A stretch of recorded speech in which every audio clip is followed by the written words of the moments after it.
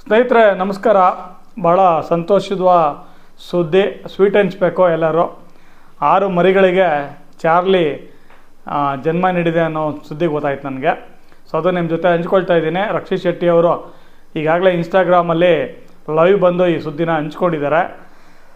Simple star Rakshit Shetty ಅವ್ರ ಜೊತೆ 777 Charlie ಸಿನಿಮಾದಲ್ಲಿ ಒಂದು ನಾಯಿ ಆ್ಯಕ್ಟ್ ಮಾಡಿತ್ತಲ್ಲ. ಸೊ ಭಾಳ ಜನಕ್ಕೆ ಅವರ ಕಾಂಬಿನೇಷನ್ ಏನಿತ್ತು ರಕ್ಷಿತ್ ಶೆಟ್ಟಿ ಅವ್ರದ್ದು ಮತ್ತು ಚಾರ್ಲಿದು. ಸೊ ಧರ್ಮ ಮತ್ತು ಚಾರ್ಲಿ ಜೋಡಿ ಕಾಂಬಿನೇಷನ್ನು ಭಾಳ ದೊಡ್ಡ ಮಟ್ಟದಲ್ಲಿ ಮೋಡಿ ಮಾಡಿತ್ತು. ಚಿಕ್ಕ ಮಕ್ಕಳು ಅಷ್ಟೇ ಅಲ್ಲದೆ ವಯಸ್ಸಾದವರು, ಸಿನಿಮಾ ನೋಡಿದವರು ಎಲ್ಲರೂ ಭಾಳ ಅದ್ಭುತವಾಗಿ ಕನ್ನಡದಲ್ಲಿ ಒಂದು ಸಿನಿಮಾ ಮಾಡಿದ್ದಾರೆ ಅಂತ ಭಾಳ ಅಪ್ರಿಷಿಯೇಟ್ ಮಾಡಿದರು.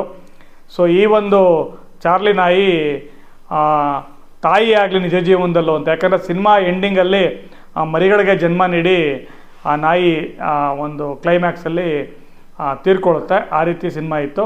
ಸೊ ತುಂಬ ಭಾವುಕವಾದ ಒಂದು ಸಿನಿಮಾ ಆಗಿತ್ತು ಚಾರ್ಲಿ 777. ಸೊ ಎಲ್ಲರ ಜೊತೆ ರಿಲೇಟ್ ಆಗ್ತಾಯಿತ್ತು. ಎಲ್ಲರೂ ಸಾಕು ಪ್ರಾಣಿಗಳನ್ನ ಸಾಕ್ತೀವಿ, ನಾಯಿ ಬೆಕ್ಕು ಅಂತೆಲ್ಲ. ಸೊ ಅದರಲ್ಲೂ ನಾಯಿ ಅಂದರೆ ನಿಯತ್ತಿಗೆ ಮತ್ತೊಂದು ಹೆಸರೇ ನಾಯಿ. ಈ ಧರ್ಮ ಮತ್ತು ಚಾರ್ಲಿ ಜೋಡಿ ಕೂಡ ಇದೇ ರೀತಿ ಸಿನಿಮಾದಲ್ಲಿ ಒಂದು ದೊಡ್ಡ ಮಟ್ಟದಲ್ಲಿ ಮೋಡಿ ಮಾಡಿತ್ತು. ಸಿನಿಮಾದ ಎಂಡಿಂಗ್ ಥರನೇ ಒಂದು ಆಶೆ ಇತ್ತಂತೆ, ಈ ಚಾರ್ಲಿ ಮರಿ ಹಾಕಲಿ ಅಂತ ಅಂದ್ಬಿಟ್ಟು. ಸೊ ಅದು 2 ವರ್ಷದ ನಂತರ ಆಲ್ಮೋಸ್ಟ್ ಸಿನಿಮಾ 2022ರಲ್ಲಿ ಬಂದಿದ್ದು. ಸೊ ನಿಜ ಆಗಿದೆ. ಸೊ 5 ಹೆಣ್ಮರಿ, 1 ಗಂಡ್ಮರಿನ ಚಾರ್ಲಿ ಜನ್ಮ ನೀಡಿದೆ.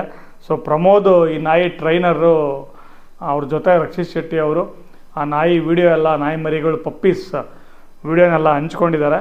ಸೊ ಇದು ಒಂದು ಪರಿಪೂರ್ಣ ಆಯಿತು ಚಾರ್ಲಿ ಜೀವನ ಅಂತ ಕೂಡ ಹೇಳಿದ್ದಾರೆ. ನಿಮಗೆ ಈ ಸುದ್ದಿ ಕೇಳಿಗೆ ನಾವು ನಮ್ಮನೆ ಹತ್ರ ಎಲ್ಲರೂ ನಾಯಿ ಬೆಕ್ಕು ಮರಿ ಹಾಕಿದ್ವಿ ಅಂದರೆ ಫಸ್ಟು ಓಡೋಗಿರ್ತೀವಿ ನೋಡೋದಕ್ಕೆ.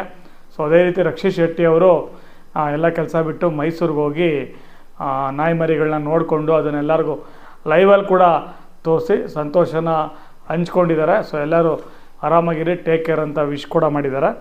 ಸೊ ಇದು ಚಾರ್ಲಿ ನಾಯಿ ಮರಿಗಳಿಗೆ ಜನ್ಮ ನೀಡಿದೊಂದು ಸುದ್ದಿ. ನನಗಂತೂ ವೈಯಕ್ತಿಕವಾಗಿ ಭಾಳ ಖುಷಿ ಆಯಿತು. ನಿಮ್ಮ ಜೊತೆ ಹಂಚ್ಕೋಬೇಕು ಅಂತ ವಿಡಿಯೋ ಮಾಡಿದ್ದೀನಿ. ಎಲ್ರಿಗೂ ಧನ್ಯವಾದಗಳು.